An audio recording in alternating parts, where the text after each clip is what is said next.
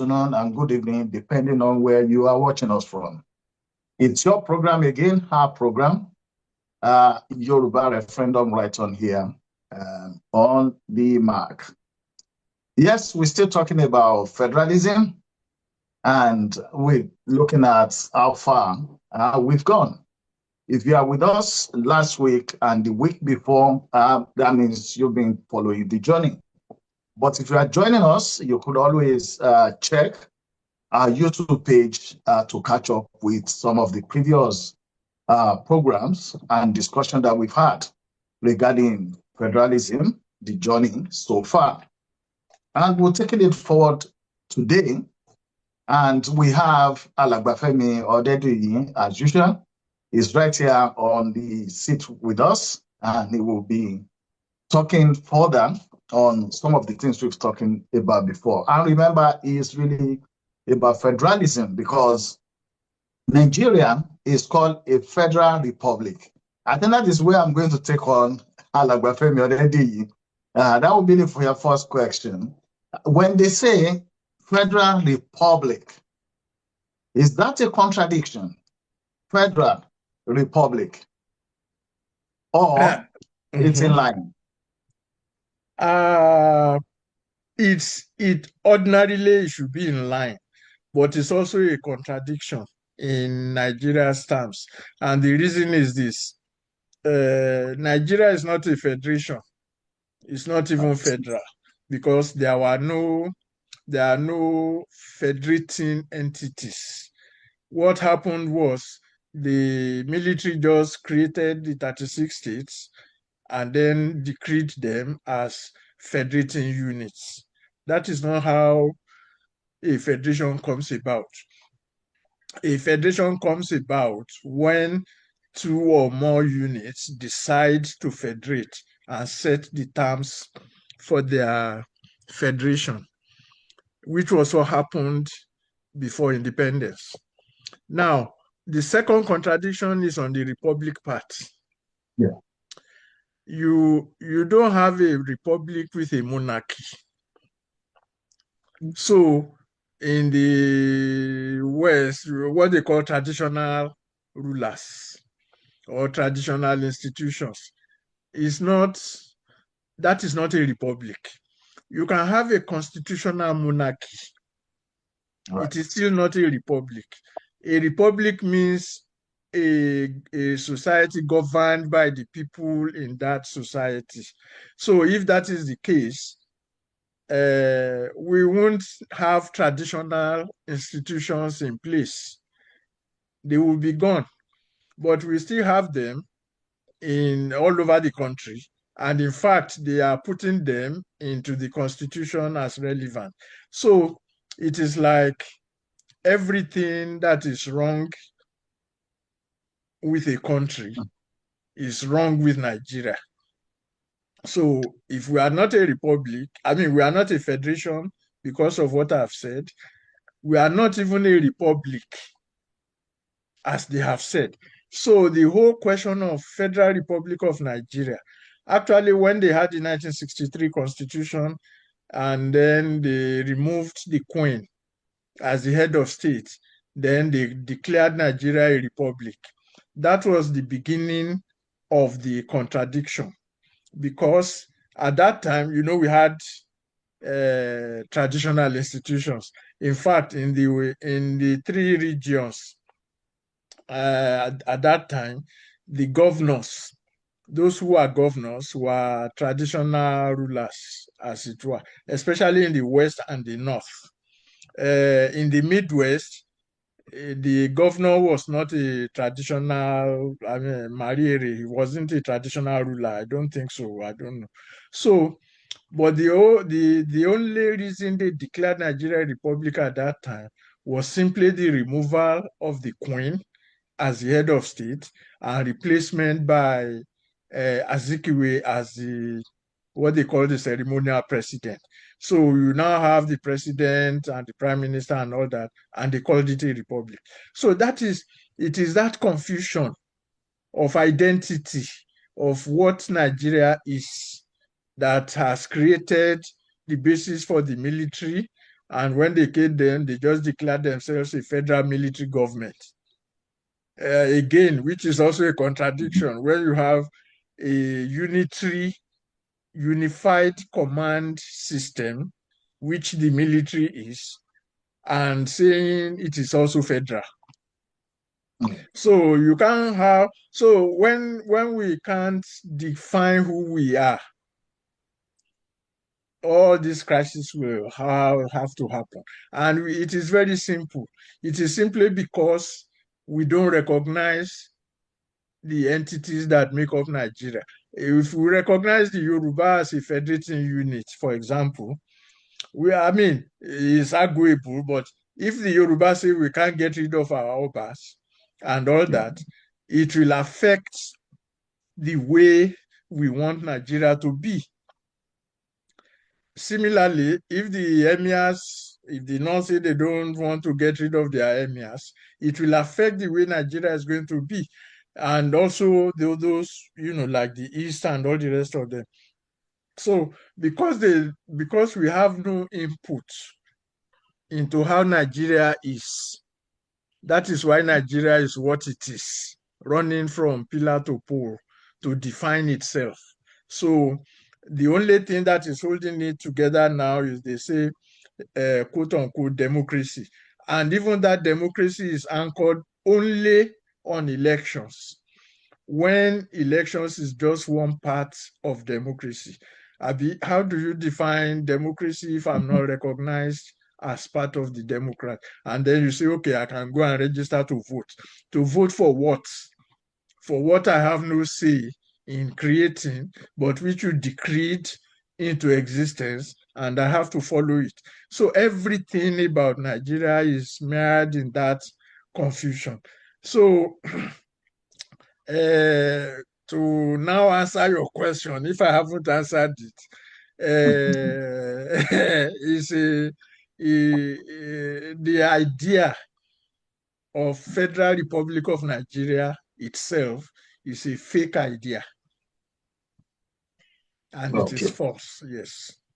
Okay, thank you very much, Alagbafemi Odedeyi. Would it have made any difference if, after the 1966 coup, the regions, if they were retained as they are, I mean, in structure, but then obviously the system of government, or like administrators are sent in as at that time, but they are retained as regions, would it have made more sense and better for us? I believe so, yes, it will have, even looking back. And I will give you an example. When in the western state or western region, the man that replaced, was it Adebayo? Before General Adebayo, there was Akin Aduwo, or I don't know which one came first, but among them, Akin Aduwo was the Western States governor or administrator at that time. He spent only 6 months before he was removed. Why was he removed? At that time, the military government of Obasanjo wanted to take over University of Ife, and all the other things that the Western region did. And the man said, no, you can't do that. He went to all the Obas and all the leaders and stuff like that, that this is our heritage. The University of Ife was our heritage. We shouldn't allow the federal government or the center to take it over. Correct. And on that basis, he was removed. Was removed. Now, if he had, to connect it with your question, if they had retained that regional system and all that, here was a military man, a rear admiral, a top officer in the Navy, who recognized the significance of his people's heritage. So definitely, if he was allowed to rule or to govern as a member of that community, a lot of things, a lot of damage that was done to us would have been avoided. But, they took everything out And then they started posting themselves all over the place and calling themselves Nigerians and all the rest of it. We are all Nigerians, but that is a very good example of why, I mean, of my answer that yes, probably if they had retained that structure, the story would have been different. The story would have been different. And I'll tell you, I'll give another example. You know what we call Odua Holdings today? I mean, Odua Investments today. It used to be known as Western Nigeria Development Corporation in those days. So when they were going to break up the Western states into Oyo and Ondo at that time, the then secretary to the government, the late now, Mr. CSO Akonde, is from Marigidi in Ondo State. He was the secretary to the government. Then he saw that what these people are going to do is to destroy our heritage. So he got his own bureaucrats together and then created what they called Odua Holdings. So it was that Odua Holdings that was now responsible for all the industrial establishments that was run by the WNDC at that time. And it is what we now know today as Odua Investment. And then, you know, all sorts of things were even tried to destroy that Odua investment at that time, even during the military. We had the story of how Babangida wanted to cancel it and MKO had to intervene and all that. So what we are saying is everything that was responsible or that could have become useful in our development was destroyed by not allowing that system to continue and then to replace it with another system. So when they replaced it, they destroyed that economic foundation, then created their own foundation, which was what they called nationalization, indigenization, and all kinds of stuff like that. And then they started establishing industries all over the country, and all of them collapsed. Nigeria National Shipping Line, Okuiboku Paper Soft, the Kaduna Refinery, all of them, Ajaokuta, which didn't even see the light of day. So all of these things that were now centralized collapsed. So if the military at that time had deployed some kind of intelligence, I'm not insulting them, deployed some kind of intelligence, it would have been a different story entirely. But again, power is not like that. Those military at that time were serving a particular power, which is to destroy federalism in Nigeria. And the result is what we are seeing today. All right. Thank you very much, sir. And there's another thing that people have been wondering about. So let's take it that the military missed it from Aguiyi Ironsi. But after Aguiyi Ironsi came Gowon. After Gowon, we had Muritala, then we had Obasanjo. From there, we moved to the political dispensation with Alhaji Shehu Shagari. Yeah. And then it went on to back to the military with Buhari and on like that. And people are asking that. Let's assume the military had this problem. Probably they don't have the foresight because they are not trained on managing or administration per se, if we can say that. So people are wondering that when the politicians came in, and I think the first political dispensation, I mean, if we're talking about the 1979, we had very brilliant brains during that era. That why was it difficult for them? Because when we are talking about that time, we're talking about both on the side of the ruling party and the opposition. We have Chief Obafemi Awolowo, we have like the Chief Mbakwe. I mean, very brilliant brains. That why was it difficult for them to either propose or push for what the military did for it to have been reversed? It's not difficult. And the reason is this. Most of the political leaders, however brilliant they were at that time, also served under the military. In fact, from the time of Ironsi, all the way through that we talked about, all the important civilian leaders were their backbone. That is the backbone of the military. So it was a joint effort. So by the time they handed over to these civilians, the civilians had lost their sense of purpose. Let me put it that way. But you see, the difference in there was Awolowo, Chief Awolowo. Chief Awolowo served under Gowon as minister, but he quit. Why? Because he said, aside from Gowon reneging on transferring power and all that, the kind of democracy that he was envisaging was different from what the military was proposing. So he distanced himself from it right from the beginning. In fact, I would say that he didn't want to contest for the presidency in 1979, but for the pressure of his assistants and all that, who said, you should go for, and then all that. So you can see that he was the lone ranger, let me put it that way, because yes, he served under the military, but he knew the limitations of that military. And then he tried to do something about it. The others also served in the same military, but they saw themselves as logical successors of that military.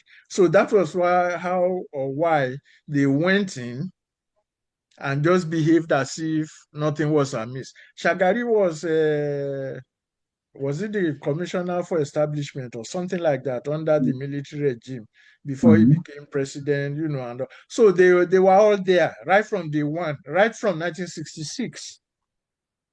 They were all there. So it's not that so why they were not able to change course was simply because they saw themselves as natural successors to the military, just as we are having now in 1999, when everyone knew that something must change. But what happened? We now, especially, how all the political parties were formed and stuff. The same political forces that fought the military to a standstill, that forced them to hand over power, took over power. Why? Because they saw themselves as the natural successors of the military. That was why they did not challenge the 1999 Constitution.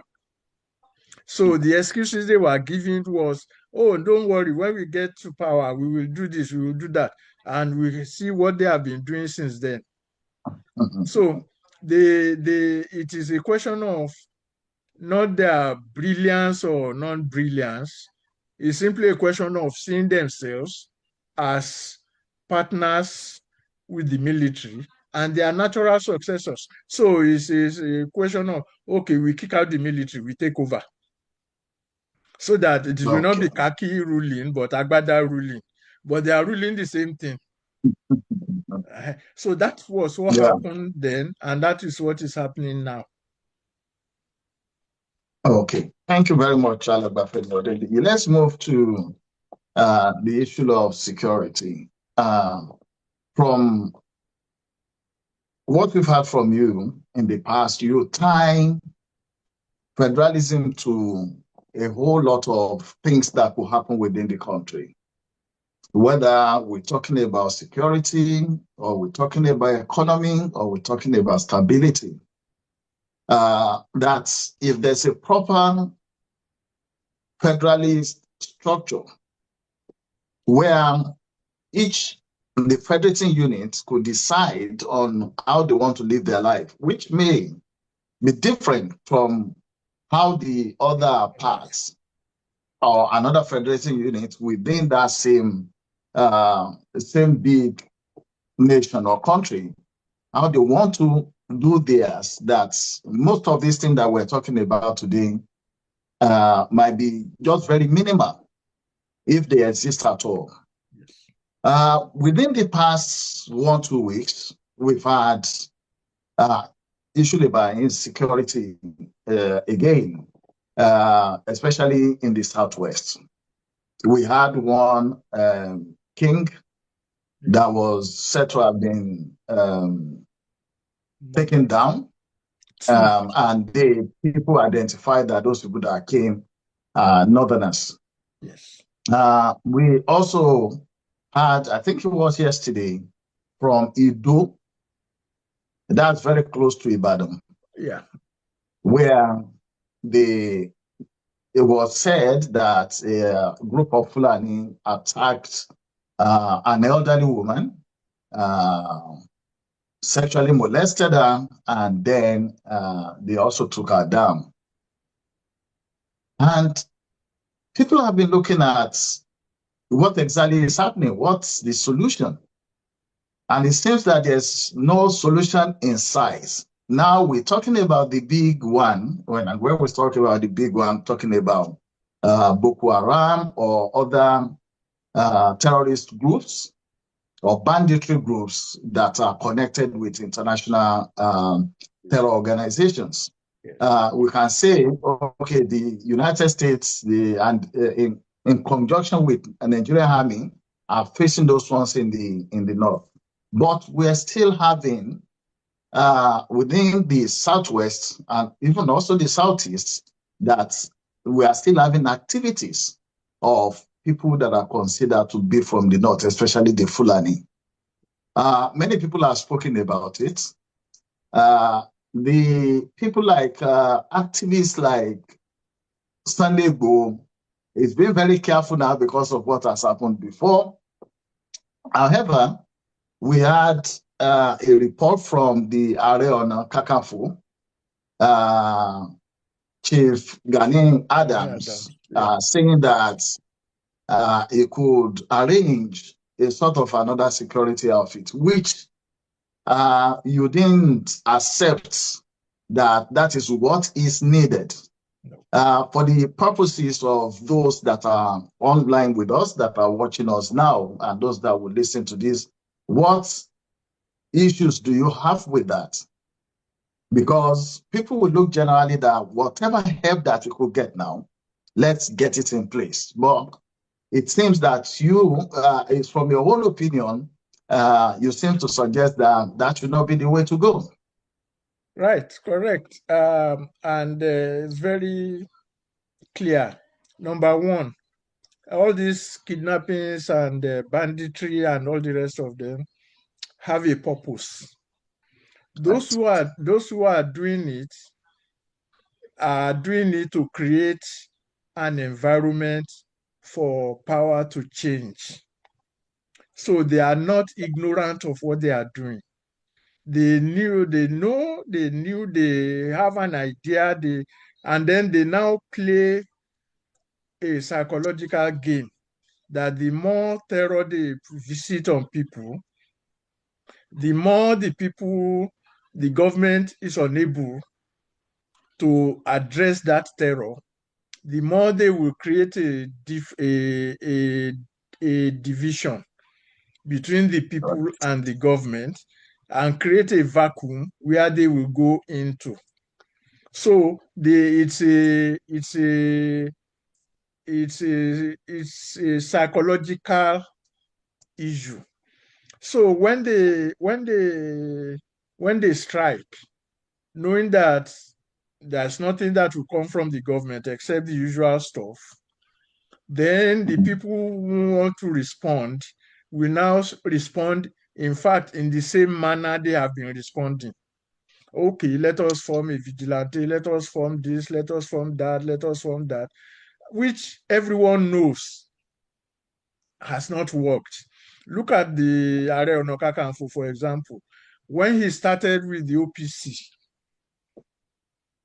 he started with the OPC when I think Obasanjo was in power and the military and all that.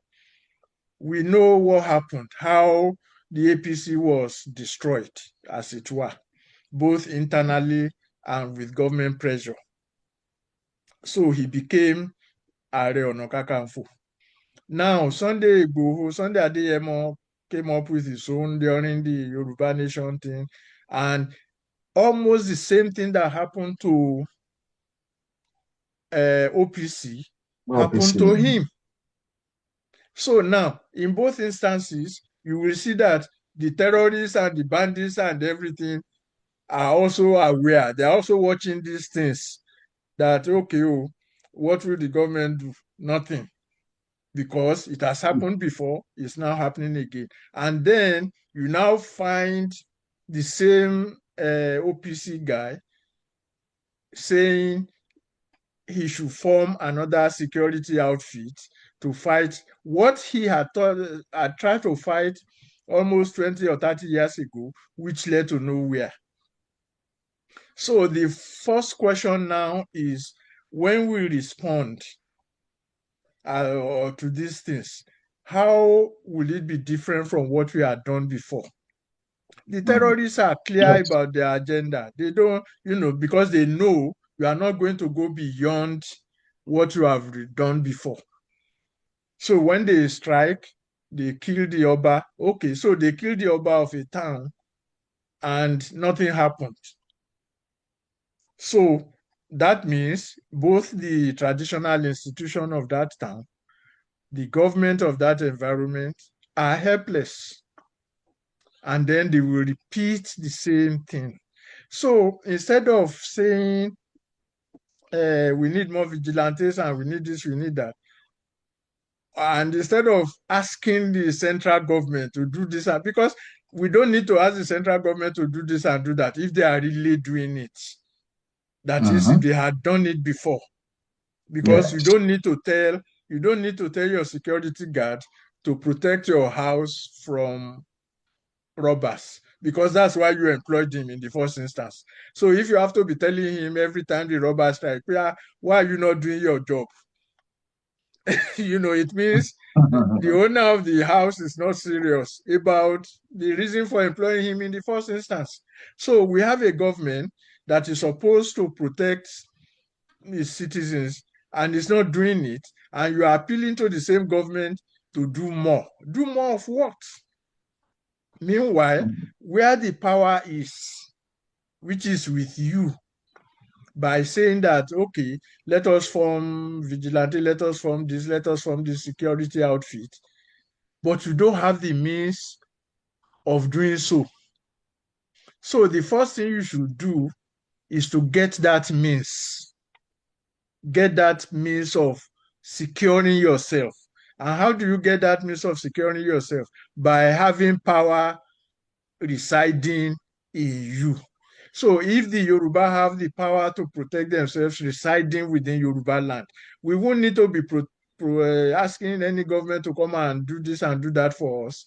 In fact, if we have such a government and we have an Ààrẹ Ọ̀nà Kakanfò whom the terrorists are terrorizing, we will remove the Ààrẹ Ọ̀nà Kakanfò in a short while and replace him.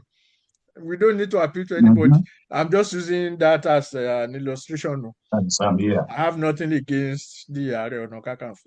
So what we are saying is that power, and the terrorists know that we don't have that power, that the central government has already taken away that power, and they have paralyzed that central government.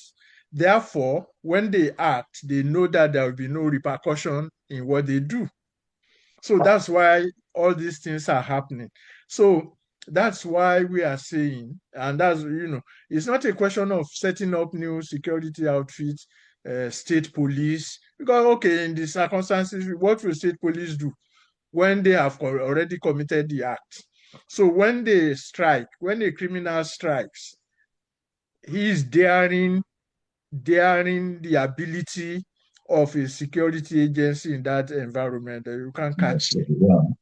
And if you catch me, there's nothing you will do with it.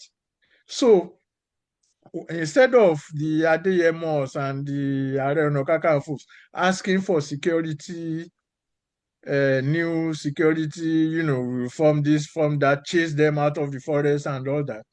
That political power that is lacking, that is not allowing the Yoruba to defend their land, that is what they should be asking for. And every one of us. That political power that will allow us to organize our security by ourselves, that is the issue. But they are not even talking about that. Sunday Adeyemo, aside from the Yoruba Nation, this and that, nobody is talking about it. And even the Yoruba Nation itself is not talking about it when they were in the news. Yes. And the Ààrẹ Ọ̀nà Kakanfò is not talking about let the traditional rulers do this, let the Dogo. That is not what we should be asking for. What has been taken away from us is our ability to organize ourselves the way we see fit. And that is what we should take back. And that is the whole essence of federalism and restructuring and all that. And I'm confident once the whole question of federalism or restructuring through federalism becomes taken up by declaration that we Yoruba are a federating unit, and we have to do this, we have to do that. I'm saying, don't let me say I'm telling you. I'm saying the terrorists will withdraw, they will retreat. Because at that moment, you have sent the message that you are no longer relying on the central government. The central government will continue doing what it's doing, but now you have the political power to take care of yourself. So they rather have to go and get their whole army or armies all over the world and come and invade Yoruba land or, something like that. So that's the issue that we are yet to get, or we are yet to address. And the whole thing now is to address it. That when we talk of restructuring of federalism or security or insecurity, it's a question of our ability to have the political power to organize ourselves the way we seem fit. And not only for Yoruba, for every other country, then we can the others as well. Yes, we can then organize a national government, based on that recognition. So when the military created the states and decreed them the federating units, those states have no ability of their own, because they were not created by those who are in the states. They were just created for any convenience. So what my appeal will be to the Ààrẹ Ọ̀nà Kakanfò and Sunday Adeyemo and all the rest to forget for now about setting up any security, this and that. Concentrate on how we will become a federating unit. And that's why we are saying, let us have a referendum in Yoruba, whether we even want to be one or not, whether we want to be a region in Nigeria or a federal region or whatever it is. We want to have that regional, cultural, political power. And let us vote on it and decide on where we go. So at that point, whatever issue of security that comes up, we'll be able to deal with it. Yeah. Right. Thank you very much for that. I believe there are people at home and the people that are watching us are taking those things on, because we might have people that have direct access to Chief Gani Adams and Chief Sunday Adeyemo. Still talking about federalism, the journey so far. Now 2027, the race is on already. And we've got even elections for the Federal Capital Territory. Was that yesterday also?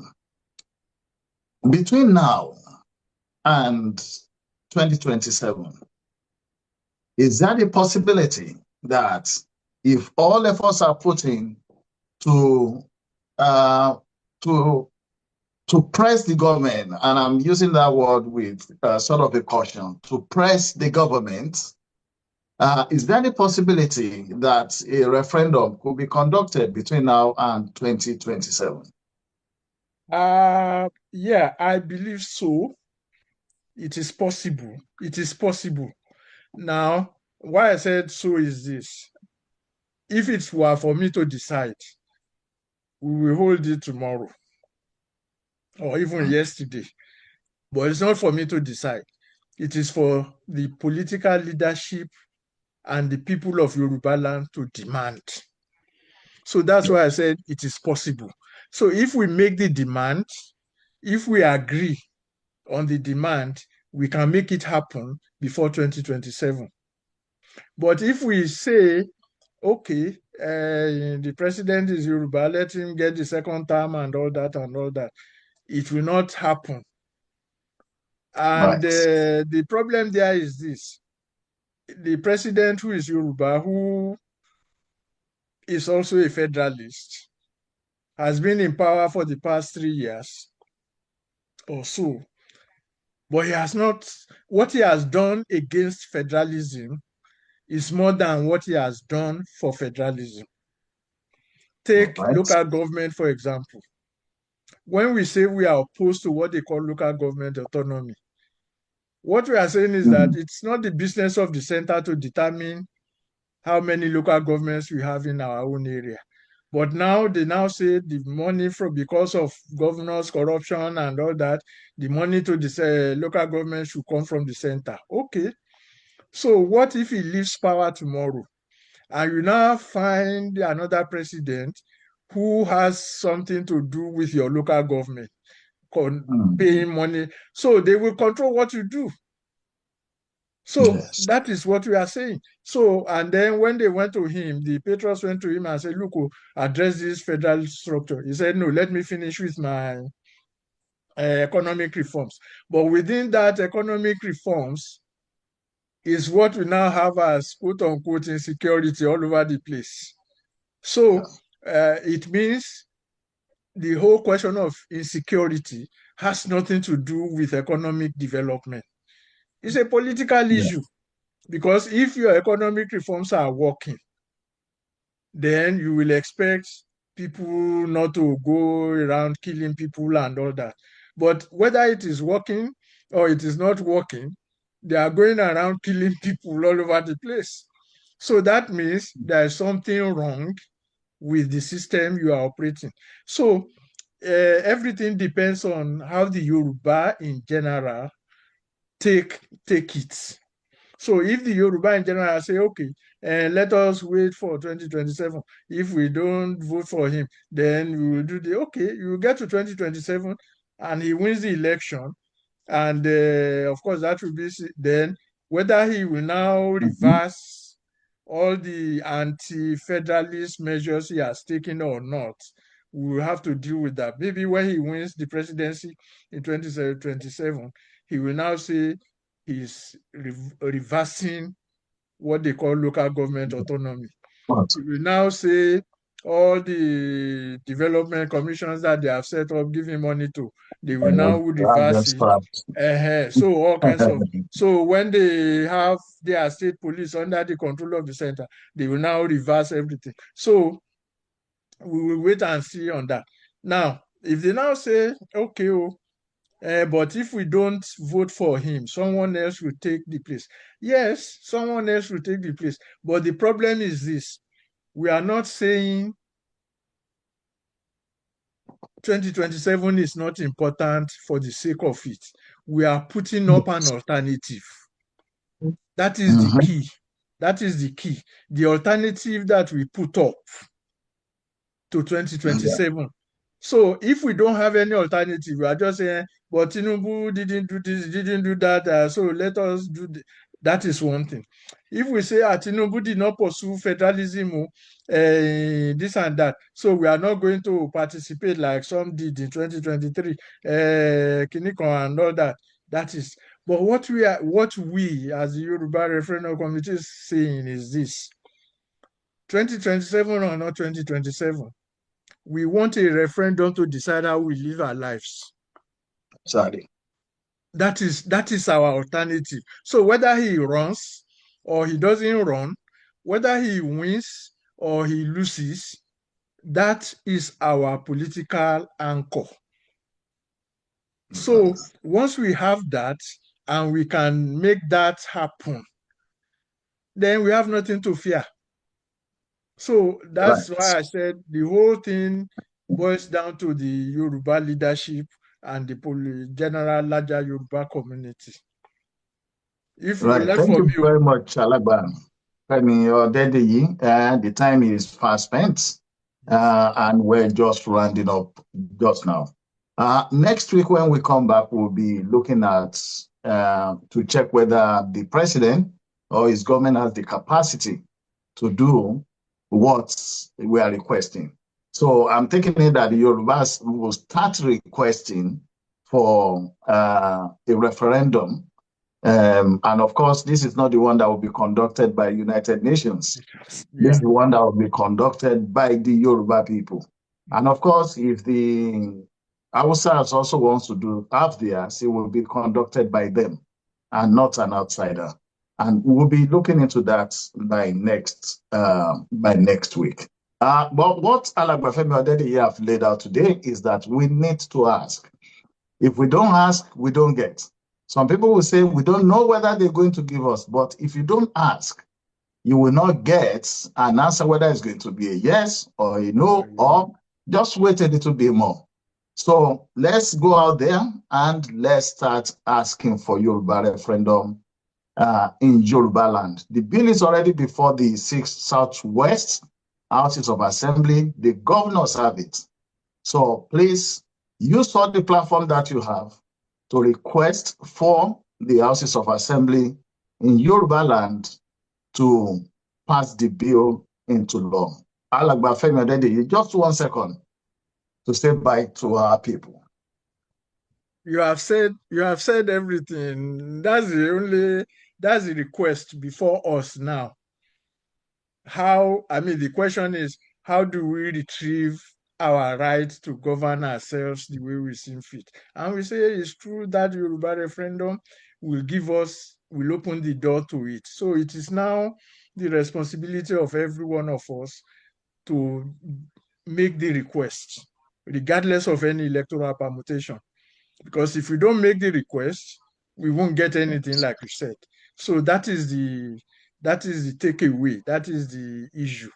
And like you said, next week we will deal with the question you raised, and then we will thank you for listening to us, and then we see where we go from there. Thank you. Okay, thank you very much. So if you want to send the message to us, please send it to yorubaref@gmail.com.